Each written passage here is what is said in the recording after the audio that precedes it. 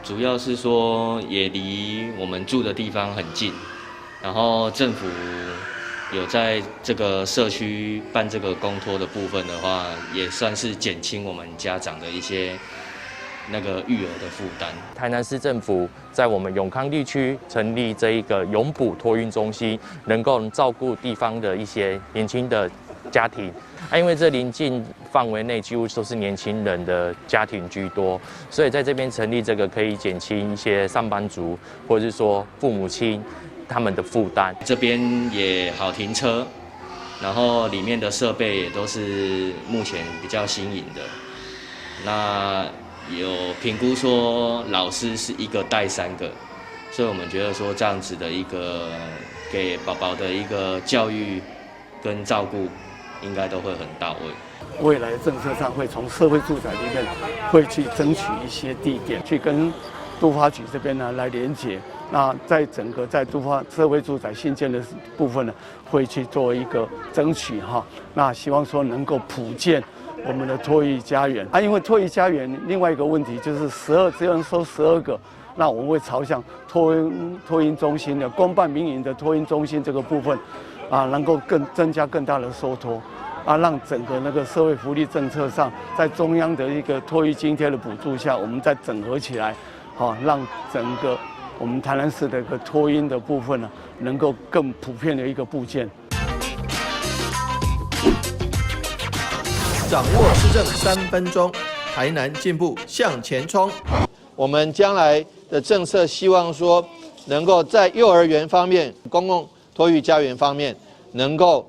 有增加力道。同时呢，我们也增加保姆的这个训练跟他们的一个设备，所以不管是来公共托育家园，或是交给保姆，其实都能够减轻父母亲的压力，让他们安心的去工作，那回来没有后顾之忧，回来的时候可以把小朋友接回去。也谢谢我们议会各位议员对于育儿政策的支持，每次育儿政策的预算都不会有一些删减，能够让大家顺利的推动育儿政策，能够让父母亲对孩子的照顾有多一层保障，那也可以让我们城市更的这个，不管是生育津贴，不管是育儿政策，不管是幼儿园的政策，都能够让父母亲减轻负担，增加他们对于生儿育女的信心。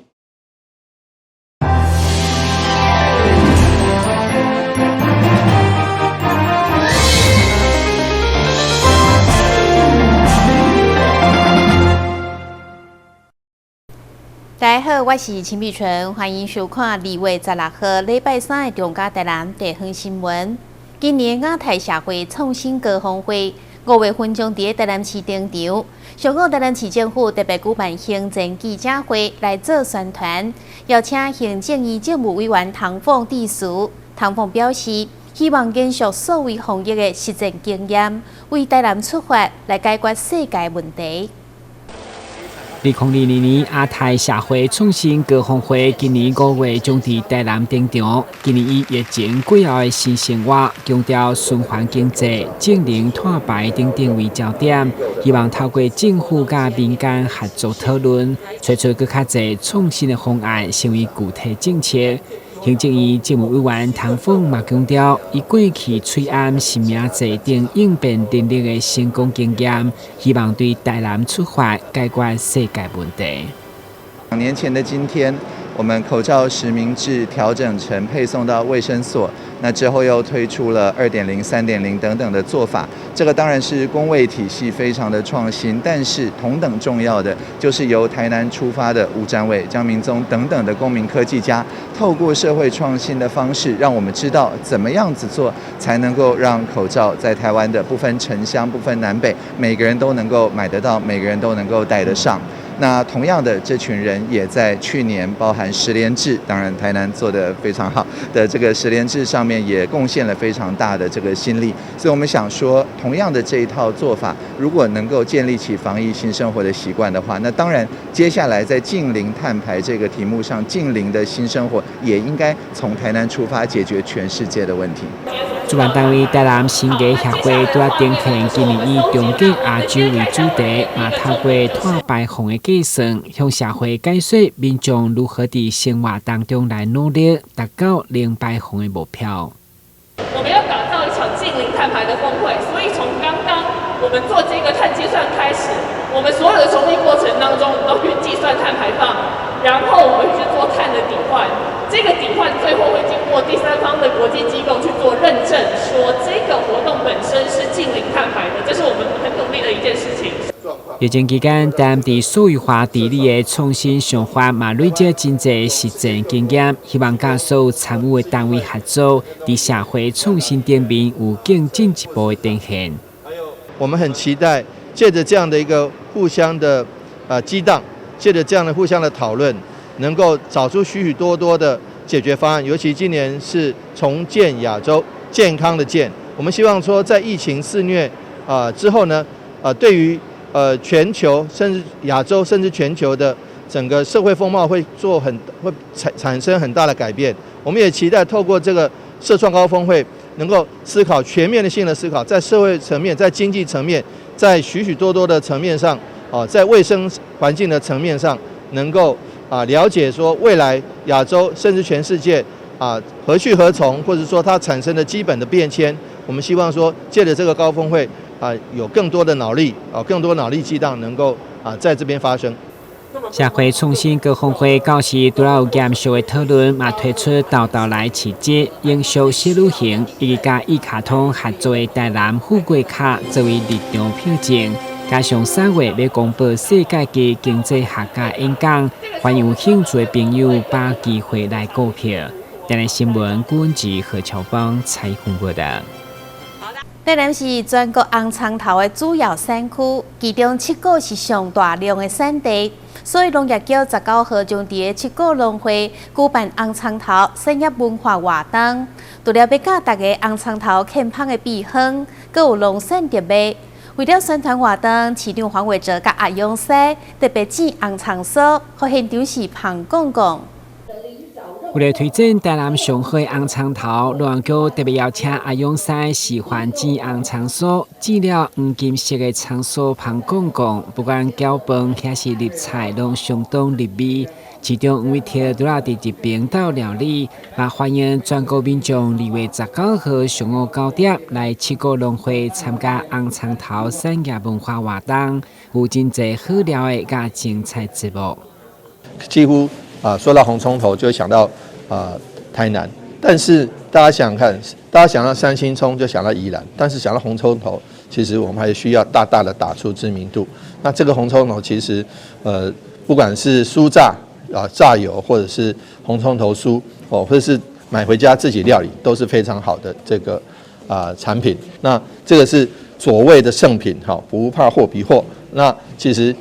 所有的红葱头货都在台南的了哈。那我们希望说大家一起来看看这么漂亮的红葱头，能够品尝最好吃的红葱头料理。根据了解，台南的红葱头占全国产量的92%，所以市长嘛希望互外界讲到红葱头就想到台南。不过今年因为绩效不好，反而冲击到农民收益，所以农业局持续每下企业来认购，其中联电的热心认购2万斤的红葱头，由市长回送感谢中。在记者会中，嘛宣传台南的麻豆碗粿、大小月肉丝、咸水薏米等小食，拢是使用红葱头作为配料来制作。台南新闻顾文吉、何乔芳采访报道。台南市会为去年12月17举办的幸福满园花卉展，一直到元宵结束。16号上午开放，予民众免费索取。真侪民众无到8点就来排队，每一人限量摕5盆，短1点钟内就全部拢送出去。台南市议会延续去年百花齐放的展览，伫今年幸福满园花卉展览结束，嘛开放民众免费来索取。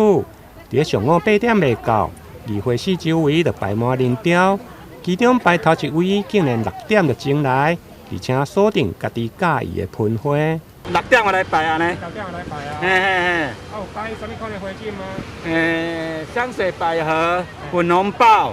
玫瑰，蓝眼菊吧。你今几个人来啊？阮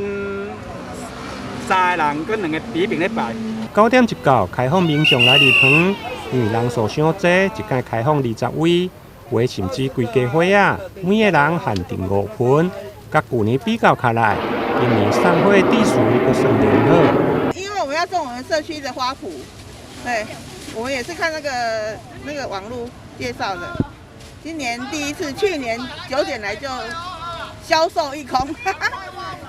这样排队方式觉得怎么样？这样很好，大家不会用抢的，一次开放20个，这样很好。整个的取花的过程呢，都非常的平顺，民众也发挥他的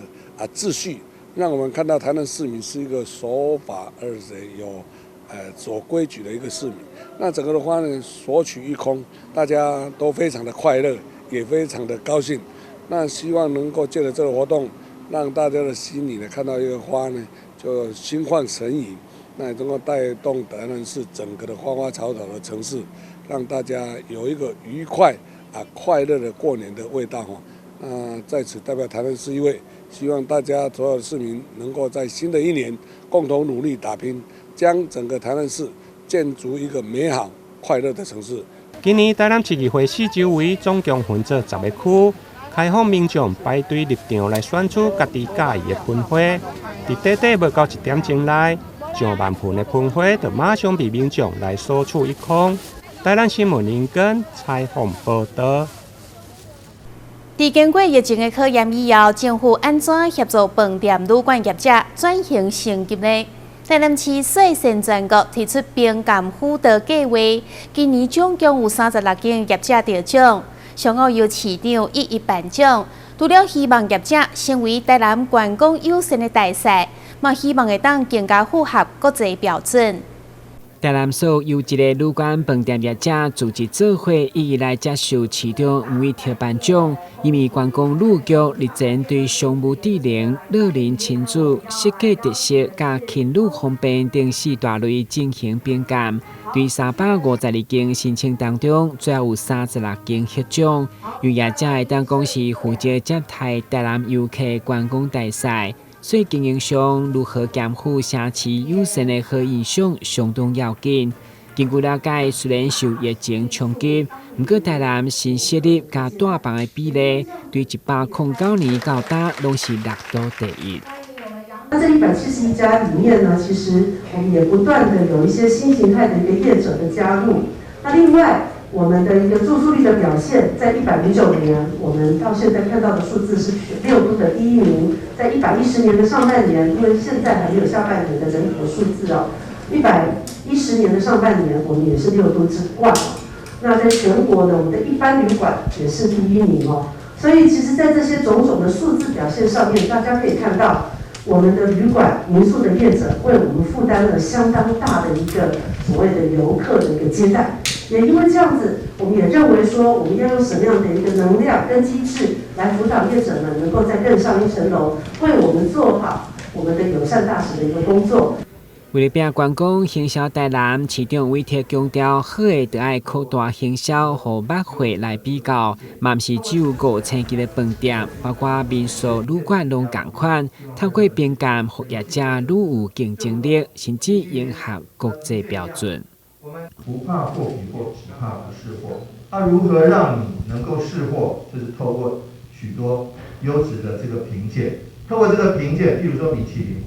很多人是看到米其林的指南在看，哦，这家好吃，所以米其林指南发布以后就变成排队名店。但不发布之前，东西一样好吃，为什么不去排队？因为不知道。所以说，我觉得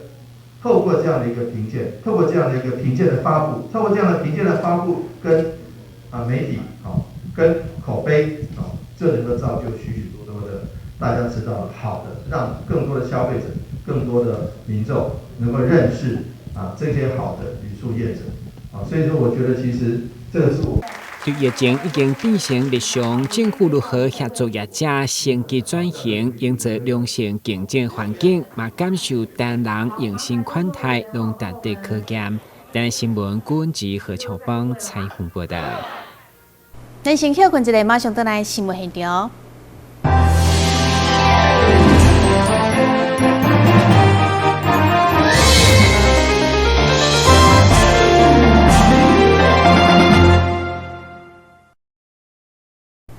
中华医术科技大学精准医学实验室2月16号正式揭牌启用。这个实验室建置甲业界共步的分子检测先进的仪器，会当检测心血管的疾病甲实地的相关评估，而且对培育过来检验的人才以及预防医学拢有真大效益。请揭牌。拿下来。中华医术科技大学精准医学实验室伫16号正式揭牌启用。典礼由校长孙一鸣、医术学院院长杨玉玲、副校长殷立德、医学检验生物技术系副主任许正元、新代精准生物医学研究中心主任曾大千，以及先进基因公司董事长蒋淑华等人，共同为实验室揭牌，向前华医医学检验人才培育，各向前迈进一大步。那这间实验室除了培育我们的学生，能够在学校就已经能够学习到最新的一个检验技术，也让他们在毕业之后能够立即的跟业界做链接，马上就业。那更重要就是我们是一所大学，我们也有我们的社会责任。未来我们也会希望跟今天来的先进的一个前置的一些产业来做结合，然后也对社区的一些老人的照护、检验的部分去做我们学校该做的事情。那我想中华医大除了学生的培育之外，善尽我们的大学社会责任是我们应尽的。那我相信未来我们的学生一定会在这些领域里面表现得非常好。精准医学实验室开了将近1000万，建置了多项先进医学检测设备，包含基因定序、基因分析以及大数据比对等相关器材。学校也投入了很多设备哦，那里面特别包括一些基因定序哦，还有基因分析、大数据比对的一些相关的设备。那在未来，在高龄化还有精准医学，特别在预防医学上学校会扮演非常大的一个角色。哦，大家知道台湾高龄化之后，会有很多精准用药、精准治疗、精准预防这方面的一个需求。那未来在中华医大，我们的社会责任就在这个地方，所以我相信我们学生在将来的社会服务各方面，能够透过这间实验室的一个成立，能有更多的深化的一个服务。分子检测技术发展快速，为了临床预防医学甲个人化精准医疗的需求，中华医术大学积极投入资源，发展精准医疗，设置精准医学实验室。采购相关的先进仪器设备，并将实验室检测专业纳入正规实作课程，让学生伫毕业了后，不管伫生技产业，也或是临床医疗院所，伫这项分子检测领域上，拢会当马上入手，提升国内分子检测量能。台南新闻张硕伟采访报道。国立成功大学医学院16号甲新加坡一间医疗教育新创公司签约合作，开发外科手术的 VR 实景的课程，未来将推广到全世界。有需要医疗机构甲教育的现场，将台湾的医疗教育撒到国际舞台。成大医学院附设病院自1994年第一例肾脏移植手术到现在。各种移植手术拢成功来展开，而且长期结合科技甲医疗，一届透过新加坡甲 Cario 合作，希望和全球的医疗机构嘛会用借由虚拟实境观摩声带外科手术的成果。我们现在3D VR 的实境教学是我们还在写程式去拍，但是我们还可以一个更实境的教学，就是说我们可以把整个操作的动作。整个拍成一个实境的教学，那可以让学生看，学生更可以看到真的如何操作这个动作，从头到尾怎么准备到完成的所有整个过程，就相当于手术一样，真的看到一个手术从准备到开完到完成。所以我觉得这家公司的这种把科技应用到实境来，这是一个很好的，对我们医学教育是个很大的跨一步。上午出席签约记者会，有医疗教育新创公司的创办人表示，虽然该公司对2019年才成立，不过3位创办人有澳洲、新加坡甲台湾人的结合，希望吸引东南亚、中亚甚至非洲等医疗教育机构的加入。湾为出发点，新加坡为出发点，其实我们布局了整个东南亚，包括菲律宾、越南、马来西亚、斯里兰卡、印度，甚至中亚。最近的机会是我们其实有好几个南非的医生，其实已经在用我们这样子的课程，而且一直在问成大医学院的东西什么时候可以上线，我们可以用它这样。那其实大家如果在数字上可以看得到，为什么我们选择这些国家？其实Kialio从2019年成立就已经在想的问题是，怎么样可以让很多偏远国家，或甚至是成熟国家的偏远地区，如果他没有办法在医院里头观摩到像曾部长、沈院长、副院长这样子一个好的医疗的一个教育资源跟水平的一个学习之下，他有什么方式可以透过打破时间跟空间的限制去做这件事情？那也因此 ，virtual reality 当虚拟实境它的整个解析度真的到了临床可以应用的时间点，我们就跳出来做这件事。双方签约以后，现场嘛邀请成大医学院的外科学科主任曾瑶玲现场来示范。戴上 VR 头盔以后，画面出现内视镜的画面，不但清楚看到器官的血管甲伤口的位置，同时嘛会看到主刀医师手部的动作，甲手术室的内部环境，对着教学甲医疗技术的传承有真大的帮助。台南新闻林根采访报道。老一辈讲，上元句博平安赚大钱。安平开台天学宫到博金龟的习俗，每到元宵节，庙方地举办上元博龟活动，伫庙内摆满金龟、米龟甲饼龟，互信徒来乞龟，向前祈求平安长寿、赚大钱。农历正月15就是元宵节，也是上元天官圣诞日。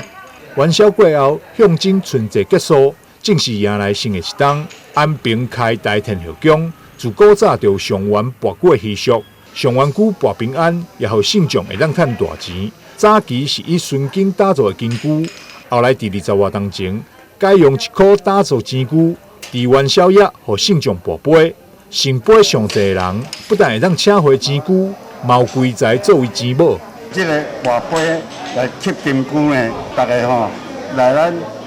迄个拜妈祖，来甲吸这个金龟，等于厝里吼。安尼保平安吼，迄个求财，迄个事业，迄个求学，拢有真好一个迄个成果安尼吼。所以吼，大家信众吼，拢一直吼要求讲会当继续